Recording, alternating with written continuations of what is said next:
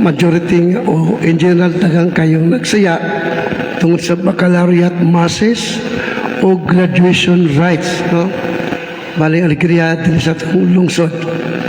Niya, ato nang ipadayon ang atong kasadya kay mao man gipangayon sa unang pagbasa. Si Prophet Isaias gipaadto sa Babylon where ang mga Israelitas were exiled. Kung ikaw ay exiled, lumural juga kay alipin ka man sa isang lugar, sa isang leader. So gipadala si Prophet Isaias ngadto kanila to announce the good news. Kung siya maglipay ka mo, you join Jerusalem dahil hapit na maghari ang Diyos.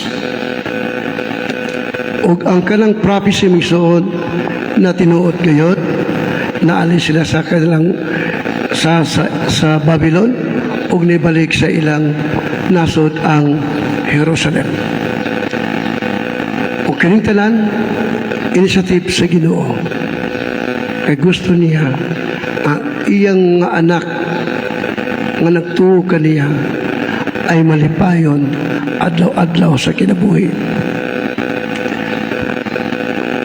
Sa kanang pagbasa, si San Pablo nagsulti sa tuwa.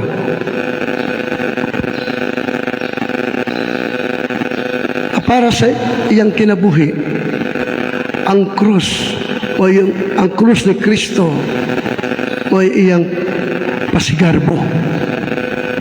Ang kalibutan patay niya o siya patay diya sa kalibutan. So ang what matters to Saint Paul is only Jesus and His cross. Dahil tungod sa cross, matod pa niya, nahimo kitang bagong buhay. Ang cross ni Kristo nagsimbolo sa iyang pagpasakit, pagkamatay o pagkabandaw, tungod sa indakong gugma kanato o ang Diyos Amahan nga kita may uli balik kanila o sa Diyos. Kaya diya sa pagkatapos sa pagpasakit, pagkamatay pagano ni Kristo, eksakto ang gingon ni San Pablo, kita ay mga bago ng binuhat. Mga bago ng binuhat. So isip bagong binuhat. Bagong binuhat, puyan ang kinabuhi nga gitagana na sa Ginoo. Dili na balikan ang lumang kinabuhi nga mo'y nagtukmod kang Kristo sa pagpasakit, pagkamatay. So magsoon, kitang tanan bagong binuhat, dili lang sa pagpasakit kundi just tumbinyag o kumpirma. Kaya bilang bago nga binuhat o natutunik sa Diyos, ato pong nasunod ang misyon sa 72 disciples na nag-organize ni Kristo nga itong nadungog sa Ebanghelyo. Si Kristo wala lang makontinto sa 12 apostoles. He organized 72 disciples. The very purpose ito is parang ma-fast track ang misyon sa 12 apostoles. Pero mo si Bitito, compared sa 12, huwag mo na ipadala malayo ang marating nila at ang success ay mas dako compared sa 12. So, galing si Bitito, nibalik, nag-report kay Kristo nga puno sa kagalakan dahil ningon sila magtutudlo. Kibaw ka ba? Pisan ang mga yawa namati ka na mo og among gihinginlan. Wala gawi pagsupak among gihinginlan tiha sa imong ngalan. Yan si Kristo ningon, sige paggalak ka mo, dili tungod kay ang mga yawa nitoo sa inyo ha, sa inyong paghingilin. Maggalak ka mo kay ang inyong ngalan na hipatik na sa langit.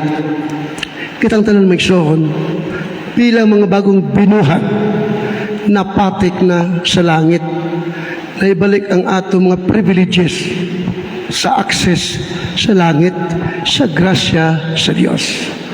O kitang tanan sayot, kanus akin mawala, kani privilege nga atong nadawat sabay sa atong bilang bagong binuhat.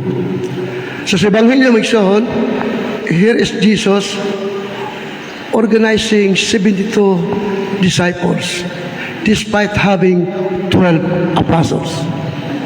So gusto lang niya nga malayo ang coverage sa pagsabwag sa balita nga ang gingharian sa Diyos hapit na maghari. Unsa ba kini sa tuwa magsunog? Unsa may pulong sa Ginoo nga gipaabot sa tuwa? Ang kalibutan gihatag sa Dios sa tuwa o giintrigar sa tuwa to maintain the beauty nga gihatag sa Dios o i-preserve o to improve better kung kailangan pa i-improve. Pero ang improvement, ang pag-beautify will be in accord sa standards sa Diyos. So sa atong pag-maintain sa kalibutan, gigatag sa Diyos ato kini maging maayos, maayo, maganda, kung ang atong pagkamaayong binuhat, ang pagkamaayong binuhat na tuwa ay nagpabilin adlaw-adlaw sa atong kinabuhi. Ang gingon ko migsoon nga talikuran ang lumang kinabuhi. Pamoy nagtukmod kang Kristo sa pagsakit. So ato karong nasunod o kipadayon kining misyon sa 72 disciples. Sa pagpadayon ni ini, we vary in continuing this mission or this tasking. Ako bilang pare, muni ako sa inyo, mas malawak ang coverage ninyo sa pagsabi sa gawas, sa pagsabwag nga ang gingharian sa Diyos inihari na. Pagpahutan ng igsoon. Kung saan ito pag-convince sa atong mga kapatid o diya sa gawas nga ang gingharian sa Diyos naghari na.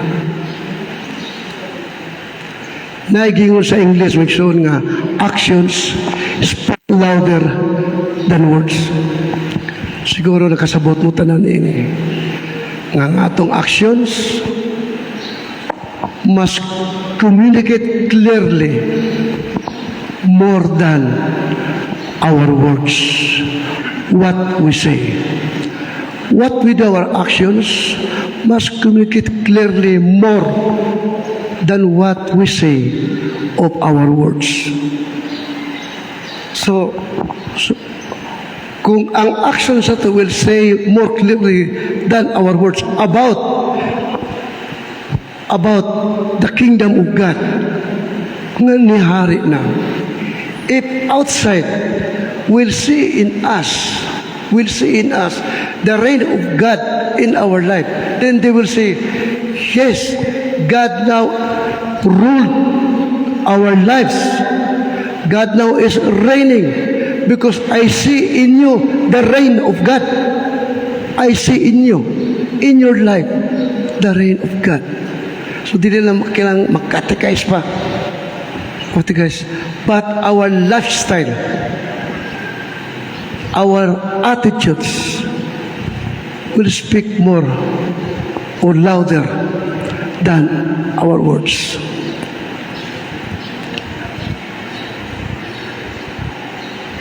Ang first day of work sa bagong presidente o vice-presidente, kung sa may lang gibuhat sa first day of their work,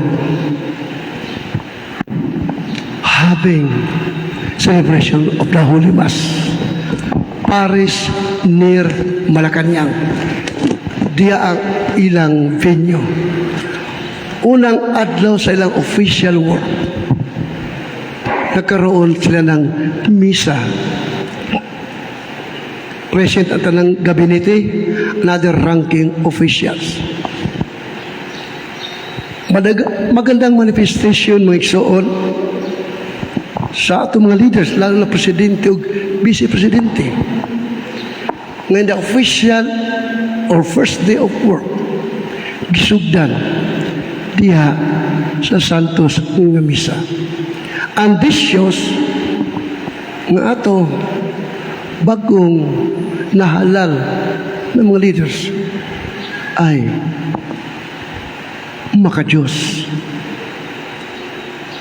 Kung isang leader makadiyos, nindot ang community, nindot ang barangay, nindot ang lugar, tungod ka iyang hunahuna o iyang aksyon para lang sa kabutihan. Less to herself or to himself, more to the welfare of their constituents o silang mga tao. Di rin sila perfecto, meron man silang sipyak, silang administration, but in general, ang ilang mga gihimo ay nakatutok para sa kauswagan. Sabi pa ni BBM, ang inyong pangarap, aking pangarap. Let us move ahead with new ways, yung bagong pamaraan. Stronger resilience, quicker adaptability. Maganda kayo pagkasulti misoon. Resilience, kining atong pagkamataisin at kailangan mo adapt kita unsay bago, but not disregarding what is the most basic, especially if this basic is from above. Dili gud siya ihit sa puwera. As we adapt, but it must be guided. This adaptability must be guided by the standards of God. So, eksakto ka ng gisulti ni BBM para sa tuwa. Pangharap na to niya nga mao ang kauswagan, ang kalinaw sa atop silang iampo mo isoon nga ma-maintain nila ang ilang commitment sa tuwa kay tao po sila pareha sa tuwa. Minsan madalas, minsan magkamali. Pero importante lang is kung nakita natin itong pagkamali, mubangon dayon. Kay kana ay maintindihan sa Diyos o sa itong pagbangon, mubalik para sa Diyos. So may soon, mo kini ang pulong sa Diyos nga gipaabot sa tuwa bilang bagong binuhat, kinalang maggalak kita in the midst of sufferings.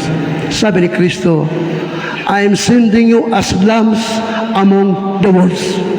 Kaning wolves mo ang challenges, temptations, o mga kasakit sa kinabuhi. Again, I would like to quote BBM. In the face of this,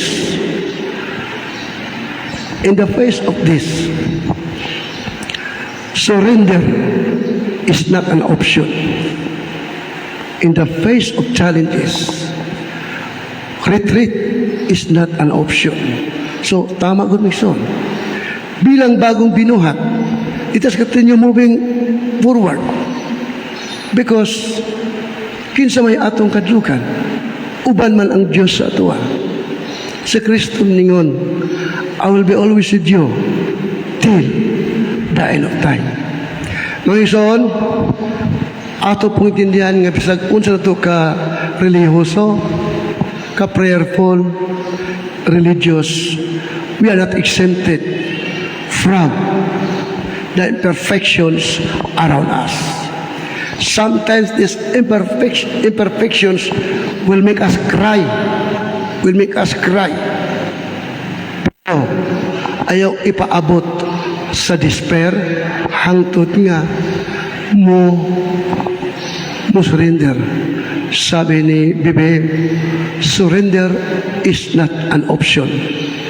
It has forward, move ahead with newness, stronger resiliency, quicker adaptability, guided by God, and we can accomplish. Sa ngalan sa manong sanang to, Santa Benedicta,